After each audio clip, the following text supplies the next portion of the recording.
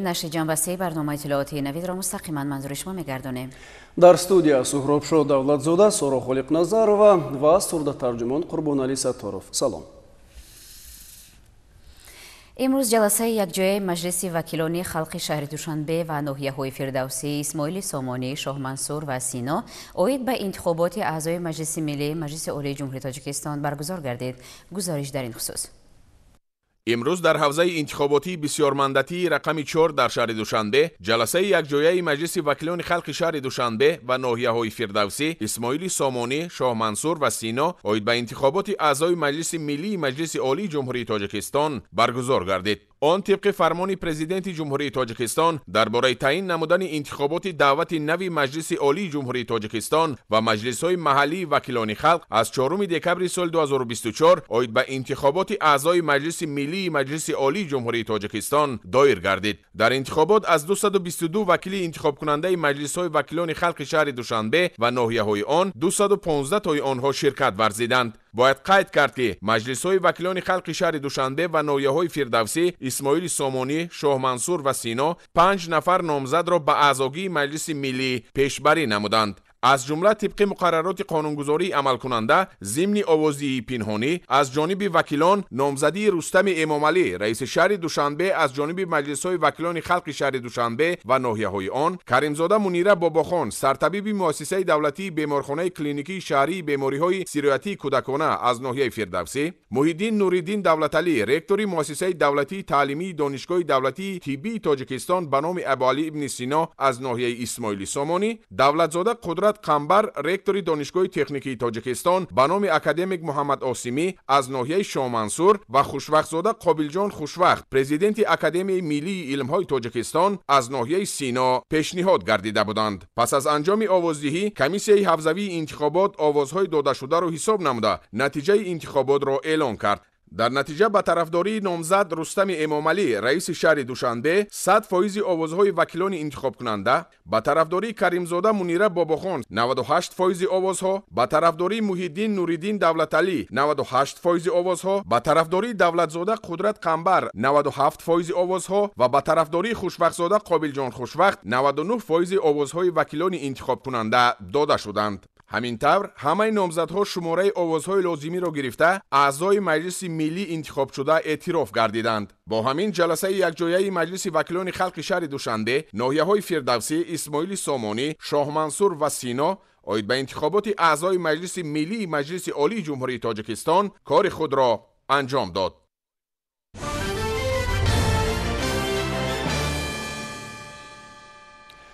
امروز همچنین در مملکت انتخابات دعوت نوی اعضای مجلس ملی مجلس عالی جمهوری تاجیکستان در حوزه‌های انتخاباتی بسیارمندتی اوید با انتخابات اعضای مجلس ملی مجلس عالی جمهوری تاجیکستان دایر شد.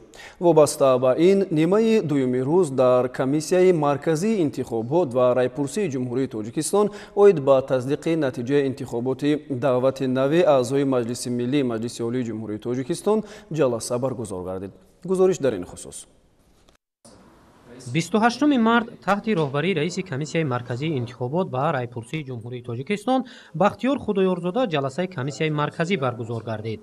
در آن مسئله تصدیق نتیجه انتخابات دعوت نوی اعضای مجلس ملی مجلس عالی جمهوری تاجیکستان در حوزه‌های انتخاباتی بسیارمندتی اوید به انتخابات اعضای مجلس ملی مجلس عالی جمهوری تاجیکستان از ولایت مختار کوهستان بدخشان رقم 1، از ولایت سوخت رقم 2، از ولایت ختلان رقم 3، از شهر دوشنبه رقم 4 و شهر و ناحیه‌های تابع جمهوری رقم 5 که سنه 28 مارس سال 2025 برگزار گردید مورد بررسی قرار گرفت. با رعایت طلبات قانون کنستیتوسیونی جمهوری تاجیکستان درباره انتخابات مجلس عالی جمهوری تاجیکستان در اساس پیشنهادهای مجلس‌های محلی وکیلان خلق ولایت مختار کوهستان بدخشان و شهر و ناحیه‌های آن، ولایت سوخت و شهر و ناحیه‌های آن، ولایت ختلان و شهر و ناحیه‌های آن، شهر دوشنبه و ناحیه‌های آن، شهر و ناحیه‌های تابع جمهوری در حوزه‌های انتخاباتی بسیارمندتی بالاذکر 25 نامزد به قید گرفته شده بود. مطابق طلبات قانونگذاری جمهوری تاجیکستان درباره انتخابات آوازدهی روز 28 مارس سال جاری گذرانیده شد. дар асоси протоколҳои пешниҳод намудаи комиссияҳои ҳавзавии интихоботии бисёрмандатӣ дар интихобот аз нисф зиёди шумораи умумии вакилони интихобкунанда аз вилояти мухтори Кӯҳистони Бадахшон ва шаҳру ноҳияҳои он, аз вилояти Суғд ва шаҳру ноҳияҳои он, аз вилояти Хатлон ва шаҳру ноҳияҳои он, аз шаҳри Душанбе ва ноҳияҳои он ва аз шаҳру ноҳияҳои тобеи ҷумҳурӣ иштирок намуданд. طبق طلبات ماده 43 قانون کنستیتوسیونی جمهوری تاجیکستان درباره انتخابات مجلس عالی جمهوری تاجیکستان جلسه‌های یکجایی مجلس‌های محلی وکیلان خلق ذکر گردیده اوید به انتخابات عضو مجلس ملی مجلس عالی جمهوری تاجیکستان صلاحیتناک حسابیده شدند. در اساس ماده‌های 51 و 52 قانون کنستیتوسیونی جمهوری تاجیکستان درباره انتخابات مجلس عالی جمهوری تاجیکستان در انتخابات روز 28 مارس سال 2025 نامزدهای زیرین با گرفتن شماره زیادی آواز وکیلان انتخاب کننده در حوزه‌های انتخاباتی بسیارمندتی اوید به انتخابات اعضای مجلس ملی مجلس عالی جمهوری تاجیکستان عضو مجلس ملی مجلس عالی جمهوری تاجیکستان انتخاب گردیده با قید گرفته وکالت‌هایشان تصدیق کرده شدند. از حوزه انتخابات بسیارمندتی اوید به انتخابات اعضای مجلس ملی مجلس عالی جمهوری تاجیکستان در ولایت مختار کوهستان بدخشان رقم 1 علیشیر میرزان‌آباد رئیس ولایت، ریزا نظرزاده رئیس شهر خوروغ، زنیده رجبزاده رئیس کمیته اجرایی حزب خلقی دموکراتی تاجیکستان در ولایت مختار کوهستان بدخشان، انور امتشاهزاده رئیس ناحیه اشکاشم و امیدجان ناصرزاده رئیس ناحیه درباز به اعضایی دعوت نوی مجلس ملی مجلس عالی جمهوری تاجیکستان انتخاب شدند. از حوزه انتخابات بسیارمندتی اوید به انتخابات اعضای مجلس ملی مجلس عالی جمهوری تاجیکستان در ولایت سوخت رقم 2 رجبای احمدزاده رئیس ولایت، زمیره رستمزاده دیرکتور مؤسسه دولتی تعلیمی مکتب پرزیدنتی برای خوانندگان بالایقد در شهر بوستان، دلارام غفورزاده دیرکتور مؤسسه تعلیمی میانه عمومی رقم 7 شهر کانیبادام، ادهم مامورزاده رئیس شهر استراوشان و عبدالخالق خالقزاده رئیس شهر پنجکند از ولایت سوخت اعضای مجلس ملی انتخاب شدند. از حوزه انتخابات بسیارمندتی اوید به انتخابات اعضای مجلس ملی مجلس عالی جمهوری تاجیکستان در ولایت خطلان رقم 3 دولتعلی سعید رئیس ولایت، بختیار نظرزاده رئیس شهر کلاب، ظریف نظیری رئیس ناحیه فرخار، اکرام‌الدین ولیزاده رئیس ناحیه یابان و میرزا دولت صبورزاده رئیس ناحیه قبادیان از ولایت خطلان به اعضای مجلس ملی مجلس عالی جمهوری تاجیکستان انتخاب شدند. در حوزه انتخابات بسیارمندتی اوید به انتخابات اعضای مجلس ملی مجلس عالی جمهوری تاجیکستان در شهر و ناحیه‌های تابع جمهوری رقم 5 پرویز اکرمزاده رئیس شهر ترسونزاده، جبار ناصرزاده رئیس شهر حصار، عبدالغفار حکمت‌الله‌زاده رئیس ناحیه رودکی، شایره عبدالرحیمزاده معاون رئیس شهر وحدت و زرینه ایدیزاده رئیس ناحیه رشت اعضای مجلس ملی مجلس عالی جمهوری تاجیکستان انتخاب شدند. نامزد ارزنده‌ای که ما اینجا انتخاب نمودیم در آینده برای پیشروی برای رشد و نموی کشور عزیزمون سهم ارزنده خود را می‌گذارند. با استفاده از حقوق کنستیتوسیونی با درک مسئولیت بلند وکیل خلق بودن در انتخابات اشتراک فعالانه نموده به جانبداری نامزد ارزنده به اعضای مجلس ملی مجلس عالی جمهوری تاجیکستان رأی خود را دادند.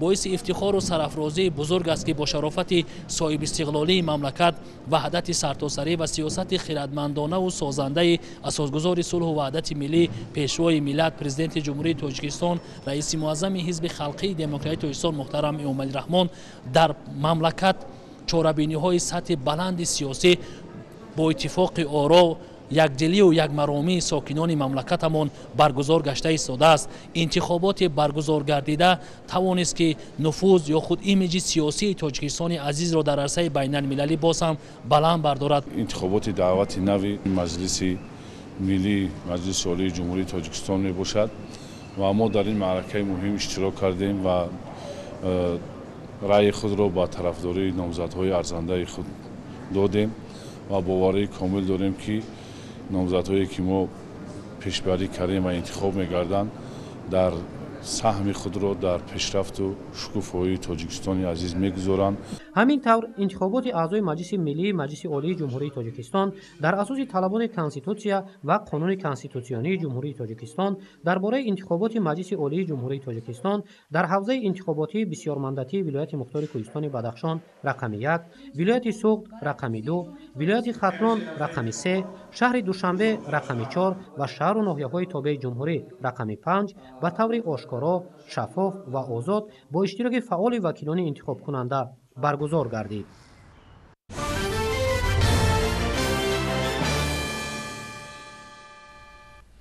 امروز در شهر دوشنبه جلسه نوبتی شورای جمعیتی جمهوری تاجیکستان برگزار گردید. در این جلسه مسائل وابسته به بلند برداشتن معرفت حقوقی اندوسپارندگان و سهم جامعه شهروندی در این سمت بررسی کرده شد. گزارش همکارانمان در این خصوص. در کور جلسه نوبتی شورای جمعیتی جمهوری تاجیکستان مشاور بخش یاردمچی پرزیدنت جمهوری تاجیکستان اوید به مسائل اقتصادی، نماینده کمیل حقوقی رئیس شورا، اعضای شورای جمعیتی جمهوری تاجیکستان، رهبریت و نمایندگان حزب‌های سیاسی مملکت، نمایندگان فعال جامعه شهروندی شرکت نمودند. مطابق نقشه کاری شورای جمعیتی جمهوری تاجیکستان برای سال 2025 که از جانب رئیس شورای جمعیتی جمهوری تاجیکستان محترم امامعلی رحمان تصدیق گردیده است، در روزنامه جلسه یک مسئله بلند برداشتن معرفت حقوقی اندوسپارندگان و سهم جامعه شهروندی در این سمت مورد بررسی قرار گرفت. همچنین در جلسه نوبتی این شورا مسائل جوری نیز بررسی گردید. در کور جلسه نمایندگان دستگاه اجرایی پرزیدنت جمهوری تاجیکستان، کاتبات شورا و اعضای شورای جمعیتی جمهوری تاجیکستان برآمد نموده ابراز داشتند که هر مشکلی که امروزها راجع به مسائل اندوز و دیگر بخش‌ها صورت می‌گیرد از پس بودن معرفت حقوقی شخص درک می‌دهد. از این رو برای بلند برداشتن معرفت حقوقی اندوسپارندگان و جامعه شهروندی ضرور است کارهای تبلیغاتی را میان اهالی باز هم جانب نماییم. زیرا تشکل دادن معرفت مالیوی شهروندان و بلند برداشتن فرهنگ اندوسپاری همچون یکی از عامل‌های اساسی تطبیق ثمراناک سیاست اندوز و بودجه از جمله مسئله گزارش به نظام غیر نقدی برای نائل گردیدن به استواری مالیوی دولت و رشد اقتصاد نقش مهم دارد. وقتی اون رسیده است که ما باید هر یک اهالی محل، هر یک اندوسپارندگان رو آگاه سازیم. اونها باید دونن که در این دوره با چیکار کنن، با کار کردن عملها دادن، با چی رو دونن چیکار کردن نکرد. البته دانستن قانون، کنستیتوسیا، قانونگذاری اندوز این با مردم سبکی رو میارد، با مردم سبکی ها با مردم آسان که آسانی ها رو به بار میارد و در عملی سازی هدف های دولتی و جمعیتی اونها البته سهمی کلان خواهند گذاشت. در کور جلسه نوبتی شورای جمعیتی جمهوری تاجیکستان شرکت کنندگان نقشه کار شورا برای سال 2025 را مورد بررسی قرار داده درخواست و پیشنهاد و نظر خود را بیان نمودند. با نظر داشت تکلیف و پیشنهاد و تغییر در بندهای برنامه آن از جانب اعضایان شورای جمعیتی جمهوری تاجیکستان قبول گردید.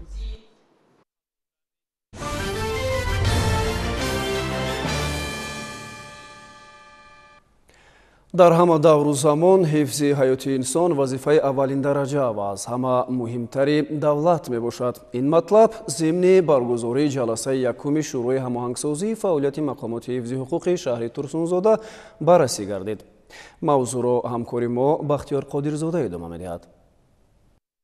در شهر ترسونزاده جلسه یکم شورای هماهنگسازی فعالیت مقامات حفظ حقوق شهر ترسونزاده دایر شد که در آن نمایندگان مقامات اجرایی حکومت دولتی، مقامات حفظ حقوق، جماعت شهرک و دهات، مؤسسه‌های تعلیمی، بخش دین، تنظیم عنعنه و جشن و مراسم، مسئولین کار با زنان و جوانان شهر اشتراک داشتند. روزنامه جلسه مسئله‌های وضع صادرشوی جنایت‌های کشتار، جنایت‌ها مقابل آزادی جنسی و دخل‌ناپذیری جنسی را که در دوام سالهای 2023-2024 در شهر آشکار گردیده بودند در بر می‌گرفت. عاید به مسئله‌های بررسی شونده برآمد کنندگان گزارش مفصل پیشنهاد نموده آنها را مورد تحلیل و بررسی قرار دادند. ذکر گردید که هدف به روزنامه جلسه شورا وارد نمودن مسئله‌های مذکور قبل از همه پیشگیری جنایتکاری در جامعه میباشد، زیرا حالت‌های جنایت‌های آشکار شده در دوام 2 سال اخیر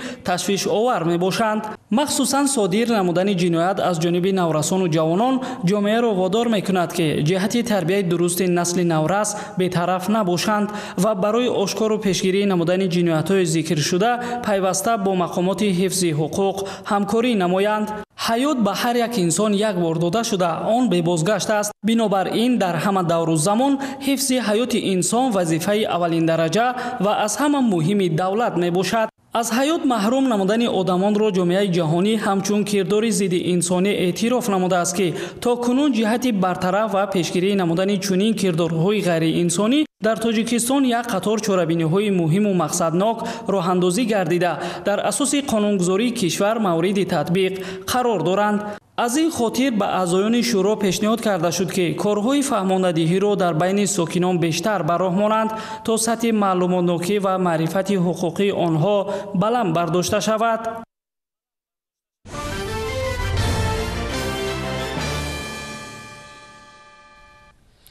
فصل بهار موسم کشت و کار است. همین است که با فرا رسیدن این فصل زیبا و گرم شدن حرارت هوا در شهر و ناحیه‌های جمهوری کارهای صحرایی شروع شده. کشاورزان با نیت به دست آوردن حاصل خوب دانه زراعت‌ها را کشت می‌کنند. امسال کشاورزان دهاتی به نام عبدی عوضوی ناحیه واسع در میدان 37 هکتار کشت سبزیجات بروقتی را به راه ماندند. این زمین خاکش کلالی است. در دهاتی به نام عبدی عوض ناحیه واسع خوجگی دهقانی به نام شمس‌الدین آن را استفاده می‌نمایند. قسم زیادی زمین‌های این خوجگی با همین خصوصیتش از دیگر خوجگی‌ها فرق دارند. اینجا مهنت زیاد صرف می‌شوند میگویند خوجگیداران، لیکن ترکیب خاک از مینرال‌ها بوی است و از همین جهت باشد که حاصل خیز میباشد. می زمین ما رستگاب اجبار اوسنش تور زمینه اجبار اسنش کلو زمینه همین کلو زمین ده خیلی کلوخ میوه مایداش همه قماینات میکنیم مایدا فریزرواد میکنیم کلوخ میانه که در وقت که دونا را بتونی بروارده بیاد وسیل دیلخوتا میتا وسیل نغز میتا انا خیلی که اوجا وسنش خودش میبره خیلی کم ترک مهنت میکنی او وشا سری وقت میتی دونا را نغز تر میکنی نگاه بینشک میکنی تو برومادن شد بعدی که بروماد چی وسیله بگوی وسیله دلخو میتن نسبت زمین وسیل اسم بقواتره. در چنین زمین دهقانان این خوجگی در مساحت 2 هکتار امسال پلیزی ها کش نمودند. استفاده مهنت دستی و تکنیکی در برابر این تامین زمین با غذاهای سری وقتی از کشت کردهشان دهقانان رویانیدن حاصل بلند را امید دارند. دو حاصل میگیریم ما. بعدی گندم با جگوری دون میکنیم. با بعدی پیاز تربوزش میگیم. با تربوز خوب میتا میگیریم دو حاصل میگیریم. خوجگی دهقانی به نام شمس‌الدین در همین محیط به قدر زمین رسیده هر وجب آن را ثمرناک استفاده می‌نماید. در قطعه‌های جداگانه به این قطعه مانند پرورش محصولات‌های را برآ ماندند که بازارهای استعمالی به آن نیاز دارند. ما 12 هکتار زمین داریم استفاده می‌بریم. حاضر 6 هکتار برای پخته تیار کردگیم. یا چپرچه نزدیم. انا وش بعد کوریدان می‌زنیم. بعد 2 هکتار تربوز 2 هکتار پیاز 2 هکتار گندم. در سمت پیازکاری تجربه بای دارند. سال گذشته از هر هکتار به قدر 67 تن پیاز جمع‌آوری نمودند. امسال هم در مساحت 2 هکتار نشونمای این محصولات کاریده آنها بعد کارکرد درست در حال خوب قرار داشته. خوجگی داران باور دارند که در مقیاس ولایت جمهوری حاصل رکوردی به دست خواهند آورد. گزارش خوجا نظریف خدای نظر ظهورов از ناحیه واسع برای برنامه اطلاعاتی نوید.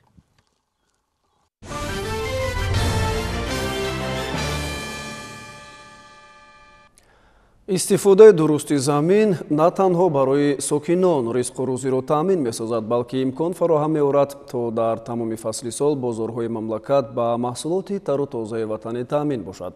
از اینجاست که دهقانان پرکار نوابسته با فصل سال زحمت می‌کشند و محصولات کشاورزی استحصال می‌نمایند.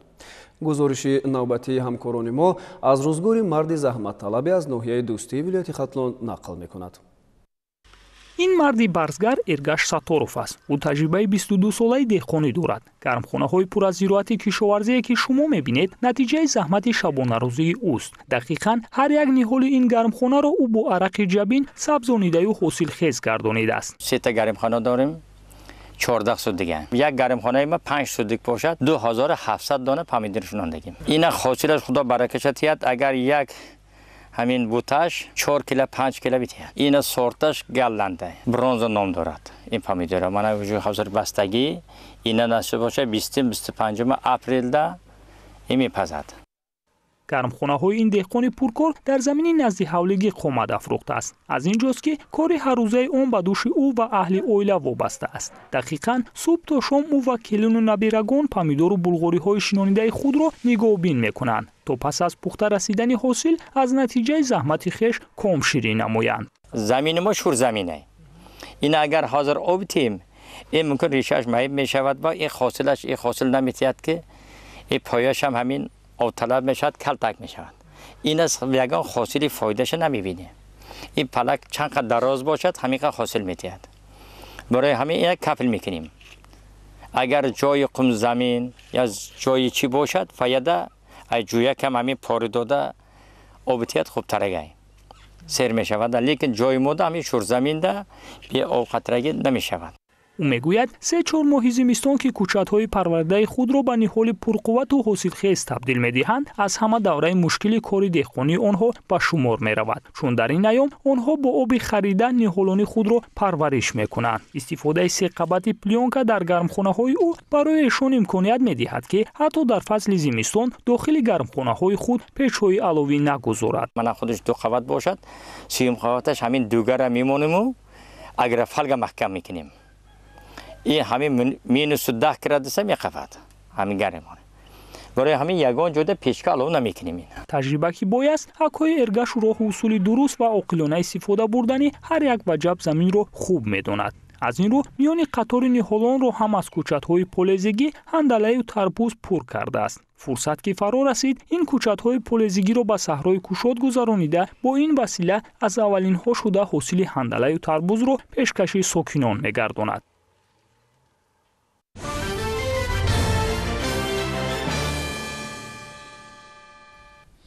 تشکیل گرمخانه‌های گلپروری در مملکت باعث گردید که شهر و ناحیه‌های جمهوری در همه فصل سال با گل‌های آرایشی موسمی زیبا و آرا داده شوند. گرمخانه بوی بهار در ناحیه باباجان غفوروی ولایت سوخت در این سمت فعالیتی نظر داشته در آن گل‌های رنگارنگ موسمی را برای آرایش کوچه و راه‌های مرکزی پرورش می‌کنند. همکاران منطقوی ما موضوع را ادامه می‌دهند. شکفتن گل‌های بهاری این دلیل ردناپذیر فرا رسیدن بهاری در انتظار است که با قدومش همه جا زیبا و خرم می شود. در ولایت سوخت گرمخانه بوی بهار واقع در منطقه سامغار ناحیه باباجان غفوروف نزدیک 7 سال اینجانب فعالیت دارد ولی 3 سال اینجانب در 7 گرمخانه تنها گل‌های آرایشی موسمی پرورش می‌یابد. در گرمخانه گلپروری نوع‌های زیادی گل‌ها به مانند پیتونیا، سالویا، تاگس، سربنا، لیوینیازف و ده‌های دیگر پرورش می‌گردد. تخمی اعلی‌صفت گل‌های گوناگون رنگ از دولت خطای خریداری و وارد کرده شده آن ماه نوامبر شنونده می‌شود. و گفت گلپروران از شنونیدن تا شکفتن گل‌ها 5 ماه لازم است. طول این مدت بهره تامین نشأونمای خوب گل‌ها از جانب کارمندان کارهای بیوتکنیکی سری وقت گذرانده شده قاعده‌های پرورش تامین و رعایت می‌گردد. عین زمان در گرمخانه بوی بهار نزدیک 700,000 بیخ 10-15 نمود گل‌های آرایشی موسمی پرورش می شود. این گرمخانه 2018 تشکیل شده.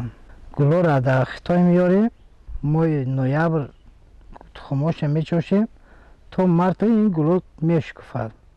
بعد خیلی اینا در دوره و خیمکت و خیلی 10-15 نفر گل داریم حسابی که نمود گل داریم. خیلی اینجا زنکا کار میکنن. باغ کمال خوجنده، ارباب، گلستان تا همینجا رو میکشونیم میشنونیم در کوچه ها. 10-15 نفر اینجا کار میکنن. دستانی باغ کمال خوجنده دیگر ابیکتا کار میکنن.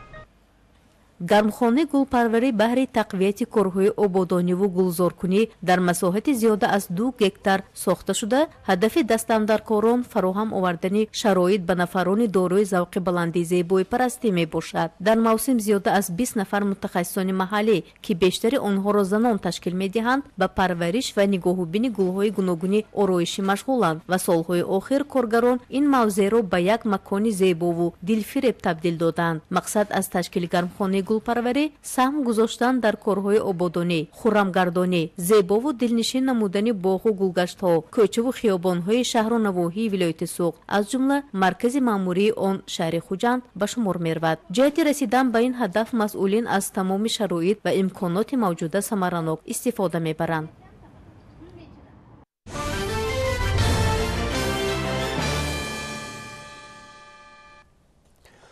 наврӯз ҷашни пайванди инсон бо табиат буда одамонро ба амалҳои созандаву ободгарона талқин мекунад ва ба онҳо илҳому нерӯ мебахшад. дар деҳаи саркории деҳоти турсунтӯйчеви шаҳри турсунзода дар рӯзҳои таҷлил аз ҷашни наврӯзи байналмилалӣ маркази саломатии дуошиёна мавриди истифода қарор дода шуд. 21 марти соли 2025 дар шаҳраки саркори шаҳри Турсунзода маросими тантанавии ифтитоҳ ва ба истифода супоридани бинои нави дармонгоҳ баргузор гардид. имрӯз дар ҷамоат деҳоти Турсун Туйчиев маркази саломатии деҳавии саркор ба истифода додем ки аз ҷониби оилаи Мадрахимовҳо сохта ба истифода дода шуд. инҷо мо дастгирии соҳибкорони шаҳри Турсунзодаро эҳсос кардем ки аз сиёсати пешгирифтаи ҳукумати ҷумҳурии Тоҷикистон ба хусус пешвои муаззами миллат дастгирӣ доранд. зимни маросими ифтитоҳ раиси шаҳри Турсунзода Парвиз Акрамзода миннатдории самимии худро ба ҳамаи онҳое ки дар татбиқи лоиҳа саҳм гузоштанд изҳор намуда ба иштирокчиёни сохтмон ифтихорномаҳо супорид ва таъкид кард ки умедвор аст ҳамкориҳои минбаъдаи самарабахш ба хотири шукуфоҳии ватан идома меёбанд. идеяи сохтани муассисаи нави тиббӣ 1.5 сол пеш пайдо шуд ва аз ҷониби мақомоти маҳаллӣ дастгирӣ пайдо намуд. лоиҳаро бюрои меъмории шаҳри Турсунзода таҳия карда бинои кӯҳна тахриб ва дар ҷои он сохтмони нав оғоз гардид. дармонгоҳ аз 16 утоқи корӣ аз ҷумла утоқи қабули қалбшинос, духтури занона, дандонпизишк, духтури кӯдакона, устухонбандӣ ва асабшинос иборат мебошад. ҳамчунин ин ҷо лаборатория, утоқҳои ӯзӣ, ЭКГ ва дорухона пешбинӣ шудаанд. ҳавлии барҳаво, курсиҳо, гулҳо ва дарахтон фазои оромӣ ва ғамхориро фароҳам меоранд. дар ин ҷо ҳар як ҷузъиёт муҳим аст. ширкати Сардор яке аз пешсафони истеҳсоли маҳсулоти снекӣ дар Тоҷикистон мебошад. ширкат соли 2010 таъсис ёфта фаъолияташро бо истеҳсоли чӯбчаҳои ҷуғоримакка оғоз намуд ва имрӯз зиёда аз 100 навъи маҳсулот аз ҷумла тухми офтобпараст, хушкнонҳо, ҳалво, сақичҳои болаззат ва қорот истеҳсол мекунад. брендҳои Симба, Ҳавас, Кок дар саросари ҷумҳурӣ маъруф ва маҳбуб мебошанд. маҳсулоти ширкат ба Афғонистон ва дигар кишварҳо содирот мешавад. Сардор як корхонаи ватанист ва ҳадафи он ба як ширкати байналмилалӣ табдил ёфтан ва Тоҷикистонро дар арсаи ҷаҳонӣ шоиста муаррифӣ намудан мебошад.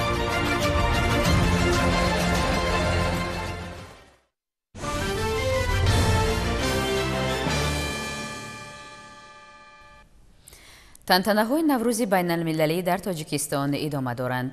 ба истиқболи ин ҷашни фархунда дар муассисаву ташкилотҳои гуногуни мамлакат бо риояи ҳама оину анъанаҳо ва унсурҳои хоси наврӯзӣ чорабиниву маҳфилҳои идона ва мусобиқаҳои солимгардониву варзишӣ идома доранд. таваҷҷӯҳ кунед ба гузориши ҳамкорони мо аз тантанаҳои ҷашнӣ дар шаҳри Леваканд ва ноҳияи Фархори вилояти Хатлон. донишҷӯён ва омӯзгорони муассисаи ғайридавлатии таълимии коллеҷи тиббии иҷтимоии шаҳри Леваканд дар баробари ҳазорҳо сокинони кишвар ҷашни Наврӯзи оламафрӯзро бо тантана таҷлил намуданд. дар ин рӯз донишҷӯён ба гурӯҳҳо тақсим шуда дар баробари оростани хони Наврӯзӣ миёни ҳам мусобиқаи дӯстона гузарониданд.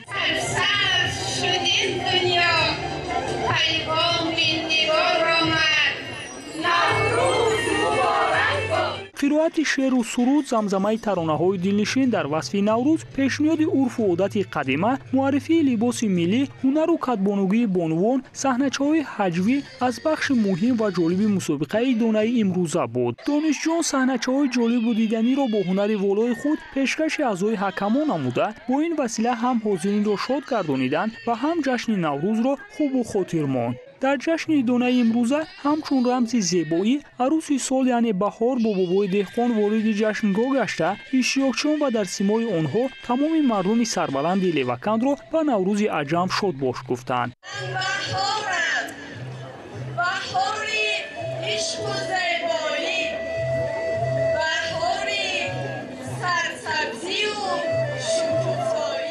пас аз намоиш ва мусобиқаи дӯстонаи донишҷӯён, аъзои ҳакамон аз дастурхони оростаи ҳарду даста дидан карда, барои риояи урфу одат ва пешниҳоди таомҳои миллӣ, махсусан хоси ин айём, изҳори сипос гуфтанд. баъдан ҳасан эмомов директори коллеҷи мазкур ба сухан баромада донишҷӯён ва устодонро ба ин ҷашни ниёгон табрику таҳният намуд. ҳамчунин ӯ аз ҷаҳонӣ гаштани наврӯз ёд оварда хизматҳои сарвари давлатро дар сатҳи байналмилалӣ муаррифӣ гаштани наврӯзи оламафрӯз бориз арзёбӣ кард. Мы расцветаем вместе с этим праздником. Этот праздник является деревенским праздником, красивым, нежным.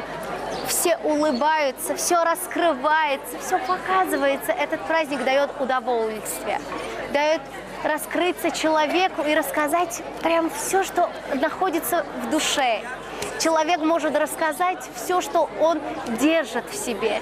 Он может начать все с чистого листа, с голубого неба и с шептанием птиц. Это такой праздник, который дает раскрываться человеку, дает показать себя во всю силу. дар ин рӯз ба хотири саҳми арзанда гузоштан дар чорабниҳои сиёсӣ фарҳангӣ ба як қатор омӯзгорон ва иштирокчиёни ҳарду даста сипоснома тақдим гардид.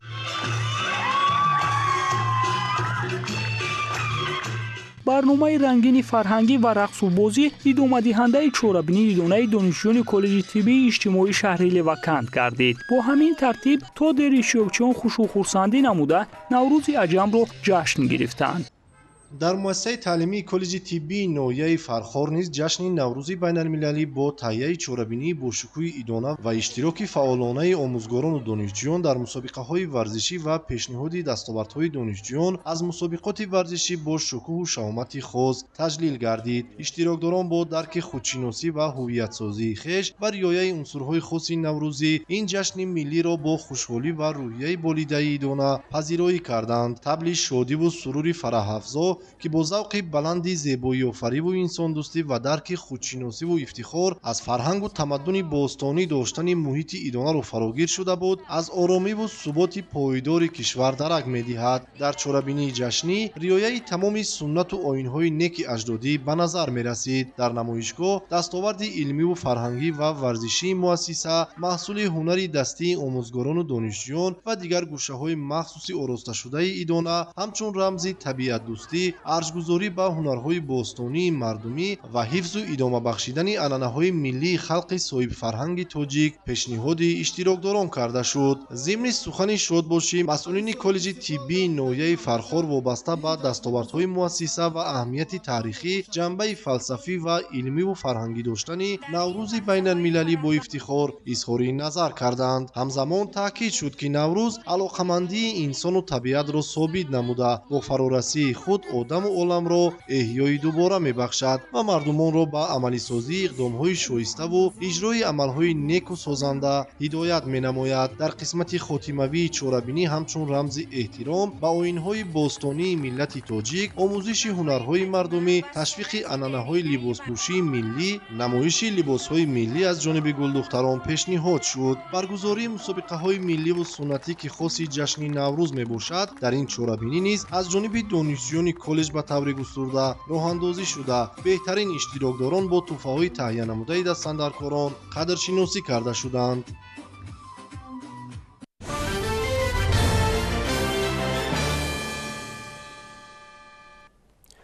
ҳунармандони театри опера ва балети ба номи Садриддин Айнӣ бо сафари ҳунарӣ дар шаҳри Парижи Фаронса қарор доранд. дар доираи ин сафар ҳунармандони мо шоҳкориҳои балети тоҷикро намоиш доданд. ҳамкоронамон аз ҷараёни ин сафари ҳайати ҳунарии театр гузориш медиҳанд.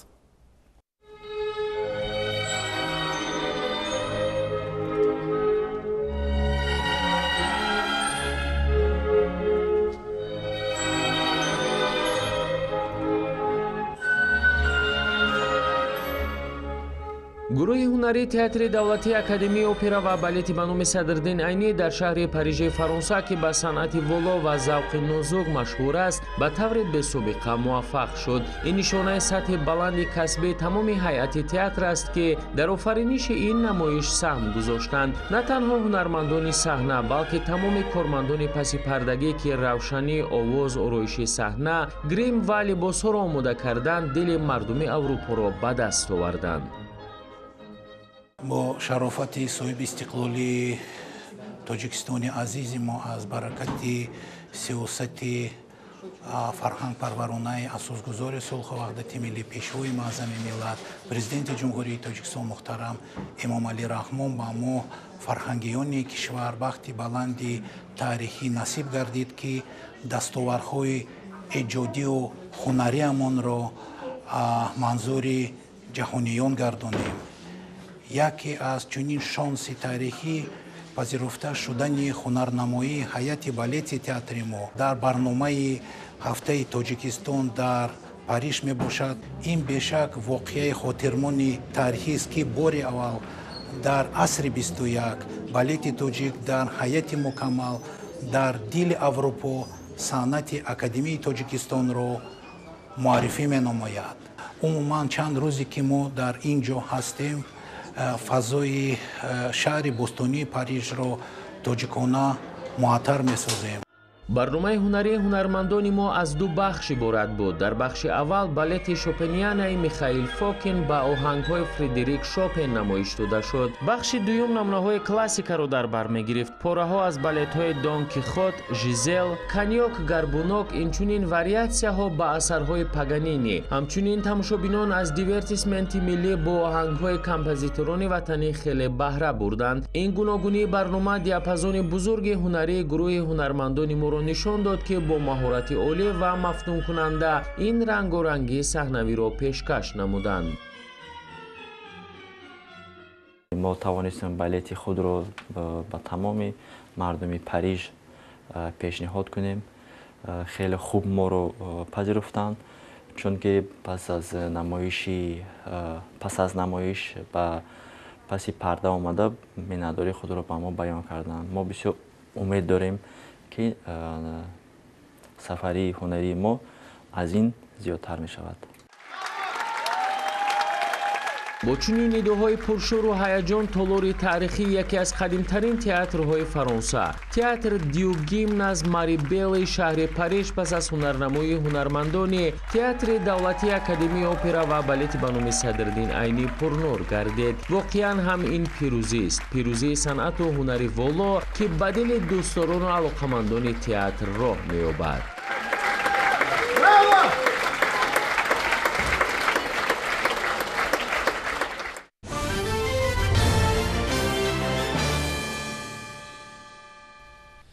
бо мақсади тарғиби либоси миллӣ, бедорсозии ҳисси зебоипарастӣ ва таҳкими худшиносии миллӣ дар шаҳру ноҳияҳои вилояти Суғд аксияи тоҷикона мепӯшем гузаронида мешавад.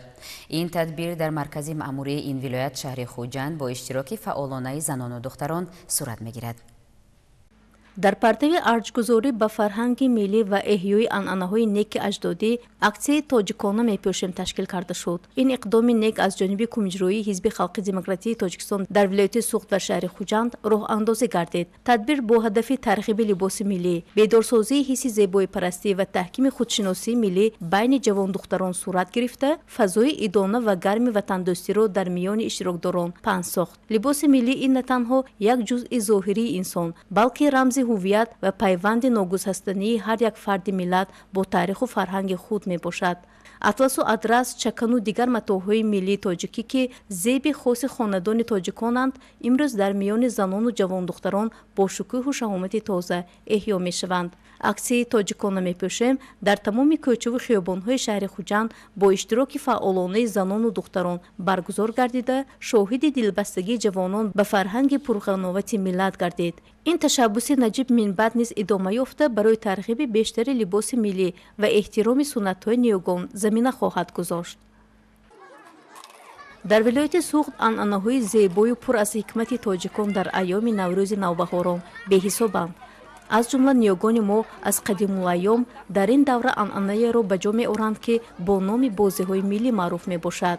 аз омадани Наврӯз қабл аз ҳама кӯдакон бо ташкил ва баргузории бозиҳои гуногуни миллӣ чун лалакпаронӣ, ҳаппак, бодбаракпаронӣ, чиллакбозӣ, арғамчинбозӣ ин иди аҷдодиро пешвоз мегиранд. бо ташаббуси кумиҷроии ҳизби халқи демократии Тоҷикистон дар шаҳри Хуҷанд бахшида ба ҷашни Наврӯзи байналмилалӣ дар маҳаллаи Содирхон ҳофиз чорабинии бошукӯҳ бо баргузории бозиҳои миллӣ ташкил гардид. дар ин чорабинӣ кӯдакон ва наврасони зиёде ширкат варзида дар 12 намуди бозиҳои миллӣ аз ҷумла сангчабозӣ, тасмабозӣ, бодпарак, арғамчинбозӣ, лалакбозӣ, чилакбозӣ ва дигар бозиҳои суннатӣ ҳунару маҳорати худро намоиш доданд. Наврасон нерӯи ақлонӣ, ҷисмонӣ, чусту чолокӣ ва таҳаммули хешро дар чунин бозиҳо нишон медиҳанд. эҳё намудани бозиҳои миллии ниёгон, тарбия кардани хонандагону наврасон дар рӯҳии эҳтиром ба мероси ниёгон, ташвиқу тарғиби анъанаҳои бои ниёгон мақсади асосии ташкили чорабинӣ унвон карда шуд. Чорабинӣ дар фазои тантанавӣ бо рӯҳии баланди идона баргузор гардида,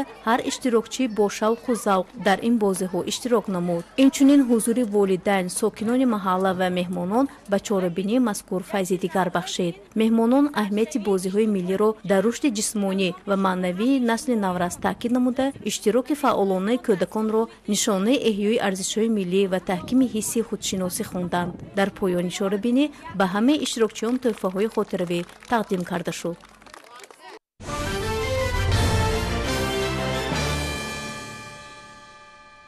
соли ҳафтум аст ки бо фарорасидани фасли зебои баҳор дар мамлакат иқдоми ҷумҳуриявӣ тарғиботи ташвиқотии тоҷикона мепӯшем баргузор мегардад. ин иқдом имрӯзҳо дар саросари мамлакат идома дошта, дар доираи он занону духтарон ҳамарӯза либоси миллӣ ба бар менамоянд. ин аксияи зебо дар ноҳияи Рашт низ доир гардид. бо мақсади амалӣ гаштани рамзи зебоӣ, фарҳангу маънавиёт, арзгузорӣ ба арзишҳои миллӣ, ифтихор аз фарҳангу таърихи пурғановати гузаштагон, мавқеи занон дар ҷомеа ва тақвият бахшидан ба тарзи либоспӯшии миллӣ аз тарафи Кумитаи иҷроии Ҳизби Халқии Демократии Тоҷикистон дар ноҳияи Рашт аксияи тоҷикона мепӯшемро дар боғи фарҳангию фароғатии ноҳия миёни занон ва ҷавондухтарон баргузор намуданд. бонувони ноҳия дар либосҳои чакан, адрас, атлас ва либосҳои гуногуни миллӣ ки аз матоъҳои ҳархела духташуда ки хеле шинаму зебо буданд дар бар доштанд. ҳар миллату халқият дорои либосҳои миллӣ буда ба фарҳанги волиёи ниёгони хеш арҷ мегузоранд. либоспӯшии тоҷикона ки таърихи қадима дошта ҷузъи таркибии фарҳанги миллӣ маҳсуб мешавад, бозгӯ аз завқи зебопарастии мардуми покнажоти тоҷик аст. мо бояд анъанаҳои миллиамонро дар шакли талаботи замон мувофиқ тарғиб намуда, таваҷҷӯҳи бештари занону бонувонро ба он ҷалб намоем ва фарҳанги баланди либоси миллиамонро дар замири ҳар як бонуи кишварамон ҷой намуда, завқи онҳоро дар ин самт бедор намоем. таърих гувоҳ аст ки занон, модарони тоҷик дар ҳама давру замон посдори оину анъанаҳои муқаддаси миллат буда, дар ҳифз ва нигаҳдошти фарҳанги аҷдодӣ мавқеи назаррас дорад. зеро ҳифз ва эҳтиром гузоштан ба либоси миллии тоҷикона як ҷузъи фарҳанги миллӣ маҳсуб меёбад. боиси хурсандӣ аст ки дар даврони соҳибистиқлолии кишвар ҳукумати ҷумҳурӣ ба эҳёи ҳунарҳои мардумӣ ва ташвиқи тарзи либоспӯшӣ таваҷҷӯҳи хоса зоҳир менамояд.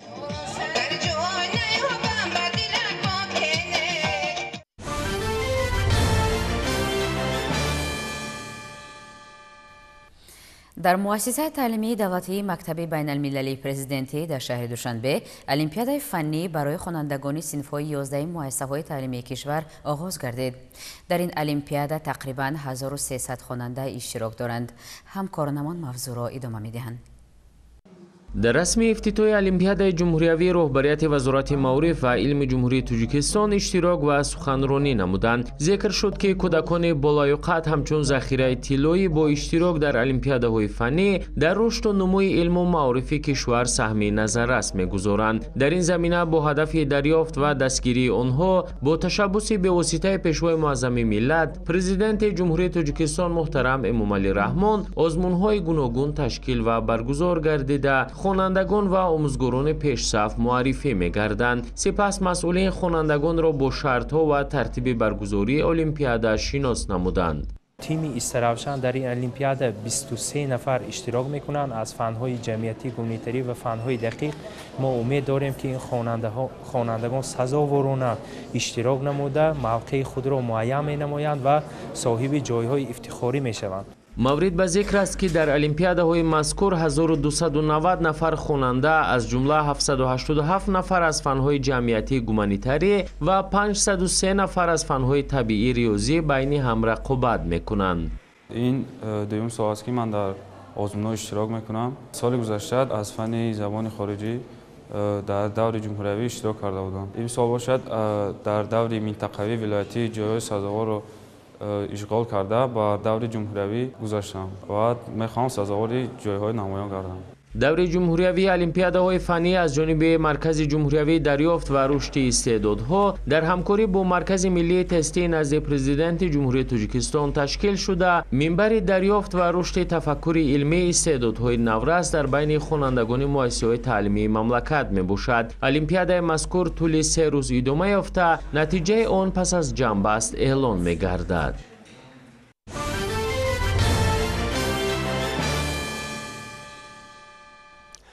бахшида ба ҷашни байналмилалии наврӯз дар шаҳру ноҳияҳои ҷумҳурӣ чорабиниҳои гуногуни варзишӣ доир гардиданд. дар ноҳияи муминободи вилояти хатлон дави наврӯзӣ ва велосипедронӣ ҷавонону наврасон ва дигар сокинони ин ноҳияи баландкӯҳро ба ҳам овард. ҷашни наврӯзи имсоларо сокинони шаҳру деҳоти минтақаи кӯло бо баргузории чорабиниҳои фарҳангиву фароғатӣ ва варзишиву солимгардонӣ бо шукӯҳу шаҳомати хоса истиқбол гирифта истоданд. бо ҳамин мақсад дар ноҳияи муминободи вилояти хатлон мусобиқаҳои гуногуни варзишӣ аз ҷумла дави наврӯзӣ ва веломарафон бо иштироки васеъи сокинон ва наврасону ҷавонон ташкилу роҳандозӣ карда шуд. нахуст дави наврӯзӣ дар масофаи 1000 метр байни наврасон миёни писарон ва духтарон оғоз гардид ки гурӯҳи дӯстдорони варзиши сабук дар ин тадбири варзишӣ иштирок карда беҳтарин варзишгарон аввалин шуда ба хатти маъра расиданд. сипас дави наврӯзӣ дар масофаи 2000 метр байни ҷавонон роҳандозӣ гардид ки шумораи зиёди сокинон аз ҷумла духтарону бонувон низ дар ин тадбири варзишӣ иштирок карданд. мусобиқаи веломарафон бо иштироки васеъи сокинон дар масофаи 3000 метр ташкилу гузаронида шуд ки дар ин нерӯсанҷӣ низ ғолиб ва дигар ҷоизадорон муайян карда шуданд. طبق نقشه چورابینی ها همساله در ناحیه مومن‌آباد دوی نوروز بین المللی برگزار می‌گردد و مسابقه ولوسپدرانی از زیاده از 150 نفر ورزشگر اشتراک نمودند که از اینها ورزشگرای مؤسسه دولتی مکتب ورزشی اشتراک فعالانه نمودند. дар фарҷоми мусобиқа беш аз 10 нафар варзишгарони наврасу ҷавон бо тӯҳфаҳои таҳсилнамудаи мақомоти иҷроияи ҳокимияти давлатии ноҳияи муминобод ва бахши кор бо ҷавонон ва варзиши ноҳия қадршиносӣ карда шуданд. мудири бахши кор бо ҷавонон ва варзиши ноҳияи муминобод рустам раҷабзода иттилоъ дод ки дар моҳи ҷорӣ тибқи нақшаи чорабиниҳои мақомоти маҳаллӣ ва кумитаи кор бо ҷавонон ва варзиши назди ҳукумати ҷумҳурии тоҷикистон бахшида ба ҷашни байналмилалии наврӯз силсилаи чорабиниҳои оммавии варзишӣ солимгардонӣ ва ҳамзамон мусобиқаҳои гуногун дар рӯзҳои баъдӣ низ баргузор карда мешаванд.